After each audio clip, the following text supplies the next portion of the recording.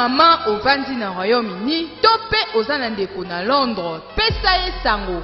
Il y a agence de fret, il y a des professionnels, il y a Ngoyo, avec des diplômes universitaires, il y a Royaume-Uni. Ben à Kinshasa, Tozan Avenue Boubou, numéro 9, Matongé 2, commune Yakalamu, référence école Monseigneur Moké, Van Eza Koyana Ndaku en Angleterre, pour na kozwa biloko pe kotinda na Kinshasa. Kolina yo ya lolenge nyonso.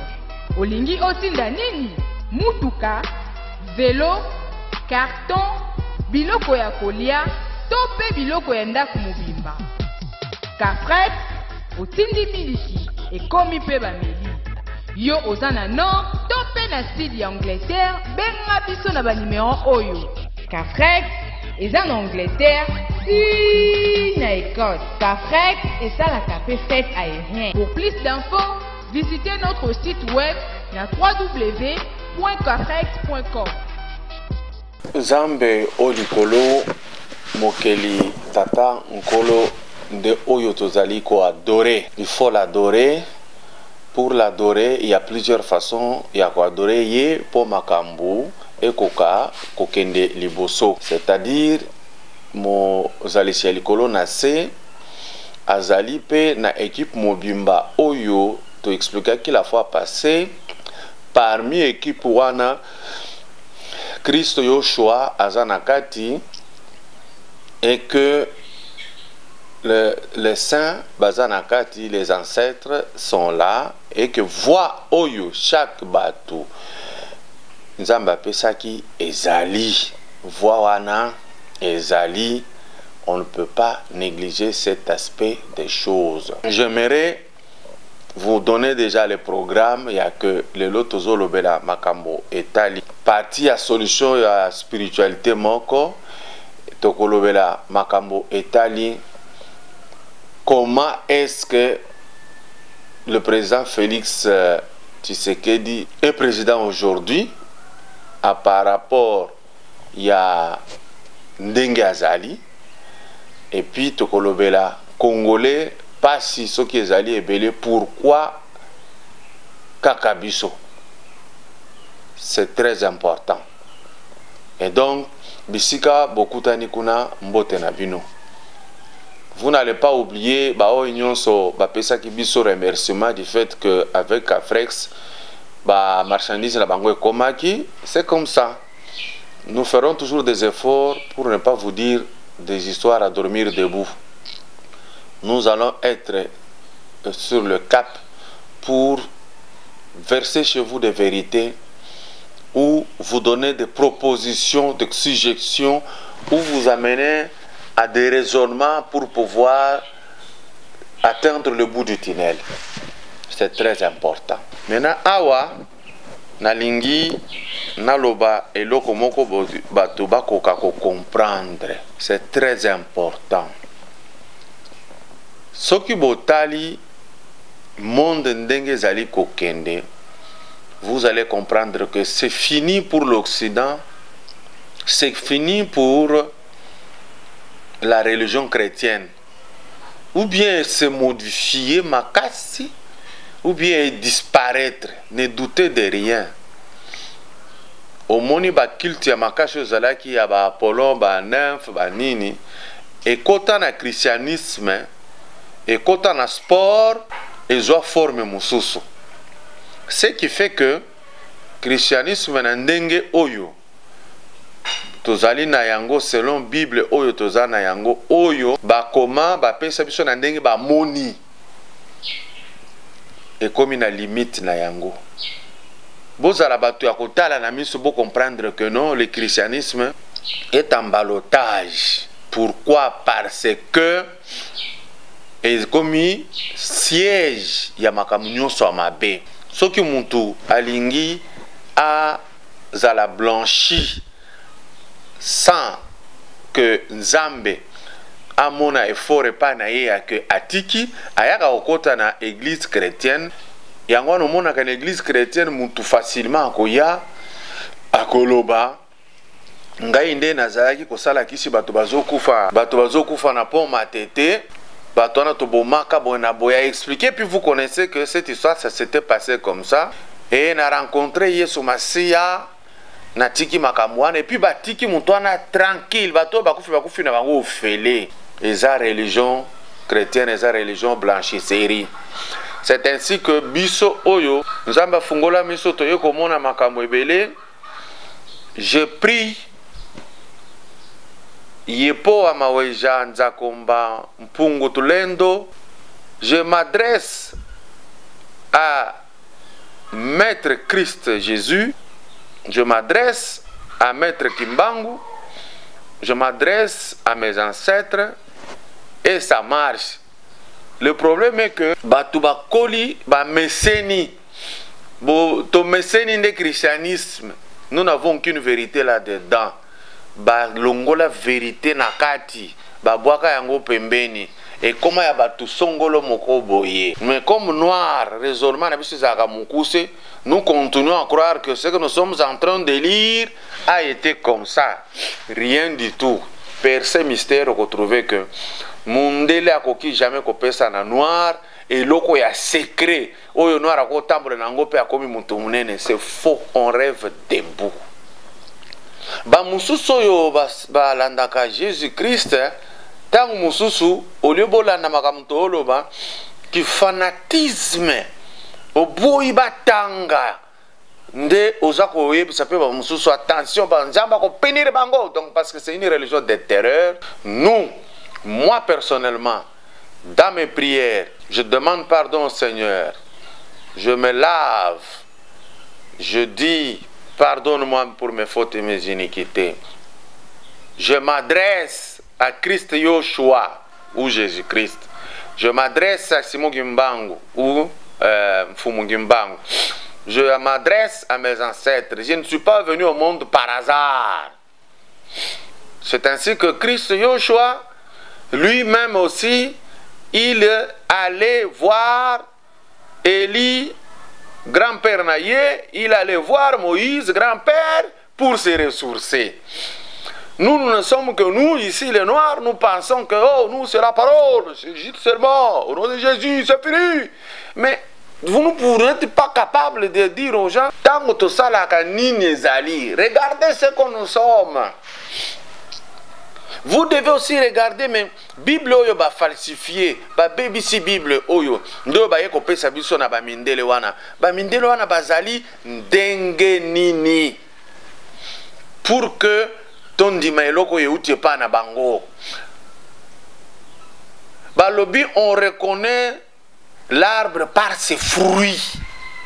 Ndeko yeba arbre par ses fruits. Na yambaka mutu moko aye kotala ngai.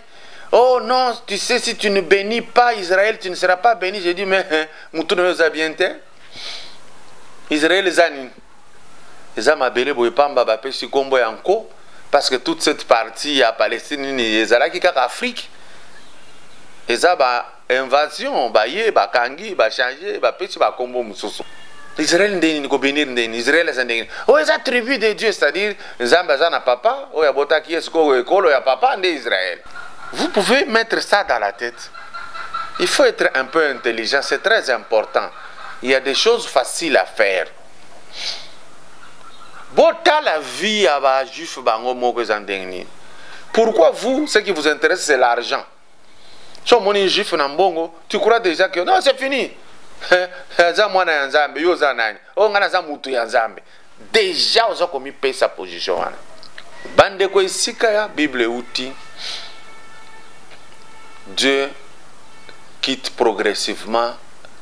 Il a déjà quitté jusqu'à 60 à 80%. Spiritualité sikoyo oyo Equadoren nzambe eza na Afrique awa chez les noirs tobungisaki yango pendant très longtemps pona buzobo tozalaka nango tous les jours tozongela nzambe akolakisa biso makamu ici ezali ya kotonga ba gratte ciel te makamu ici tokozala na bandako na biso kaka ya se mais tozonga na mabele dans l'agriculture dans l'élevage. Yangono boyoka kana lupango nanga kwa bozonga bozala na basoso bandeke bameme bantaba mbwa nyau bozala na biloko wana bolona masango bosala. C'est ça le paradis dont Dieu parle. Bolanda nanu vie ya mindele yango oyo parce que sika bokendaka ba pasteur so balingi bakoma minene bake kuna akoya koteya ke na uti Allemagne na uti Angleterre, j'étais aux États-Unis. Bon, amen. En tout cas, Jésus-Christ est merveilleux. Jésus-Christ n'est pas merveilleux dans ça. Vous vous trompez. Bota la image oyo, tozonga sima, na la kisabino ndenge ba bongisaka, ba oyo ba avorta ebele. To a avorta. Une femme qui a avorté, ou qui a avorté plusieurs fois, ou bien mobali a faire avorter, ba si, okobongisa ndenge nini. Tolanda image.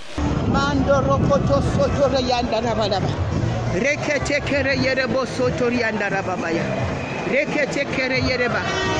He says, who has bewitched you? Omoni nature réelle ya mindele yango wana esika tozokende. Est-ce que vraiment tomate ya kopole koki kopesa sauce ya kitoko? C'est là que vous devez réfléchir. Moi si ebele basi va se retrouver ba comme na ba complication ebele ata na ba règle très douloureuse. Azomona ka infection moko sala ki boye, eli kama moko sala ki boye ou bien ko bala zo bala isusute ou bien bali ko bote comme problème. Ba source ze ebele. Source ya ba sorcellerie penzali na kati. Bodo tete. Mais mingi ba fille yo ba avorta. Botala étape yo na sengi bolanda. Ou bien mobali ya salisa ba fille ba avortement. 1. Ezalaka mingi ba procédure tozo pesa na rite ya ko sala pour que obongisa na nzambe. Mingi pe réussira kana mutu oyo azana lupango na yemoko oluki na kati ya lupango place oyo opesi nkolo nzambe ozala ka rencontre na ye oyo ba bengi cher oyo monaki ba expliquer que Abraham azalaki na hôtel. Eza hôtel ya ba grand hôtel te. Eza esika obongisi okoki kotumba mbeka place wana okoki kobanda koya ofandi place wana olobi nkolo na ye ata rencontre. Et donc place wana obongisaka yango eza propre. Si tu es locataire, il n'y a pas la possibilité, tu peux avoir un coin na kati andako na yo na kati andako sali coin moko olobi coin oyo za coin ya nkolo na kobanda ko ya ko se requérir ko recueillir place oyo na solaka na nkolo et okoya place wana kolongola sapato na makolo eza signe ya grand respect et permettra ka makambo ebele ya que makolo na yo ba plante ya makolo et toucher mabele. Parce que tango za ko linga kokota en connexion avec Nzambe kuna esika zali na banjelo na bakoko mabele salaka jonction makolo na yo et toucher mabele salaka effet makasi po mabele oyo okoki kozala ozobela makasi okendaka makolo ngulu telemi na lupango na esika mabele zali obandi ko invoquer Nzambe pour que ba ange oyo ya guérison ba ko koya na utiliser mon ange pour comprendre kaka parce que en lingala ange azate na kitulu bazate soit il azate kikongo pe azate eza ba momo ko ba créer kuna mais awo tolo ba koko tango ba kuya na nzela mabele la guérison peut t'attraper et sika wana tango olingi o bongisa makambo ya ba avortement tout au sala selon ce jeune apesi okolala tolo na seboyi mbunzu na yo pe etouche mabele wana banda kola kosambela kosenga kaka bolimbisi pas autre chose tanga kombo ya mwasi moko zalaki ko faire avorter otangi Marie-Louise na feraka avorter yezaki na se anzete bona boye tata mokeli na sengi bolimbisi makashi na eloko na salaki ekokaki ko sepelisa yo te mwana oyo na bwaka kina Marie-Louise wana esika kei to freine ye kozala na mokili ndenge yo nzambe otindaki ye to sengi bolimbisi nkolo soki akoki ata kozongela biso na lolenge mosusu oluki Marie France osengi bolimbisi na ozolela kaka une semaine eza te kolandisa opo na Bible balobi 3 jours 3 jours non wana eza logique moko ya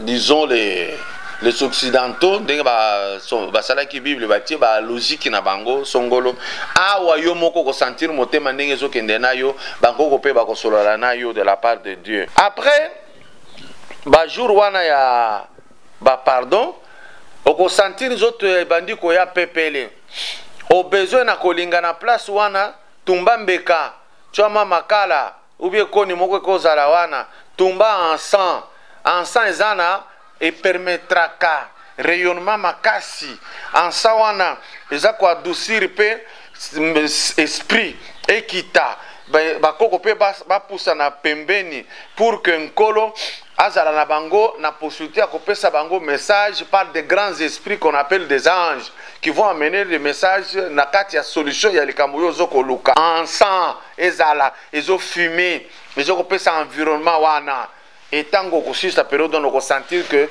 charge moko euti kolonga pa na yo na likambo ya bana nyonso boma wana na avortement en ce moment-là promettre nzambe loko par exemple makambo yo balobaki epa ya ba diable bazo imiter ndenge moko nzambe asalaka oui na kindoki bakoloba promettre biso tosali yo komi ndoki kozala makasi okopesa biso nini oh nakopesa papa donc yo epa ya nkolo sikoyo yebisi bakoko na ngai tango na sali boye tango naza kosenga bolimbisi webisa nkolo soki alimbisi ngai na ye kobota mwana pona bavortement na salaki na sengeli bolimbisi ngai na kobanda kosala don par exemple na maternité esika ba bébé babota maka muke na kobanda kozwa na kobanda kotinda na maternité songolo yake voici même des pampers oyo bokobanda ko aider na bango nini voici ceci promettre nzambe quelque chose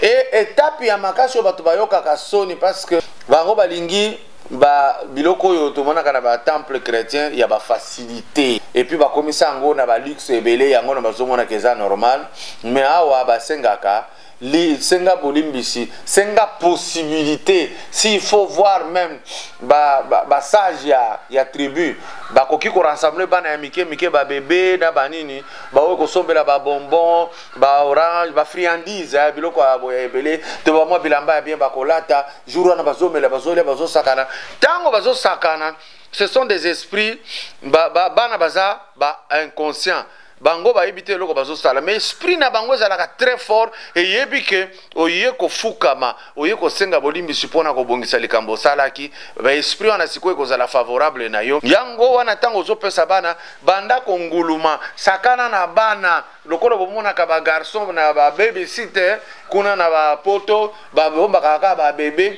ba zalaka na école moko oyo ba benga ba crèche wanini c'est-à-dire oza ko sakana nguluma zala sale kuna kosala ki mokonzi na yo te en ce moment-là okobongisa likambo na yo otikali sikozo kotala nkolo nini obombeli ngai na mikolo eza koya ponga na uti kobongisa makambo nyonso na salaki mwasi pe epai boye asali lolenge moko mobali koto asali lolenge moko n'ayez pas honte bakoko na biso banzela otolakisi ezalaki très bénéfique ezalaki ko permettre biso toza ko réussir makasi mais lelo oyo na kati ya christianisme balobi nzamba talaka motema yango nozomona na église fille azokokota na ba bassin eza ko exciter mibali na kati ya temple akokota na ba body mabele telemi songe boye yo komi perdu komo koluka culte si la po baratine na sortine lelo na kati ya église chrétienne ba pasteur ba komi ba patron avec des gardes du corps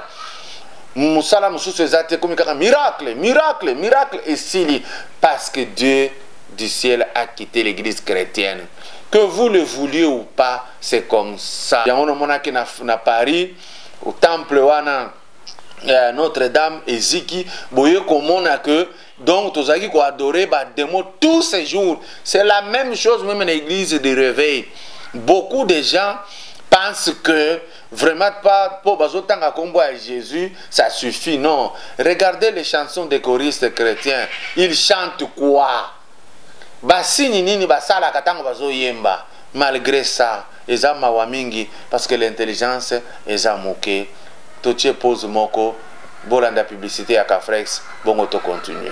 Papa, maman au vandi na Royaume-Uni, topé aux ndeko na Londres, pesa ye sango.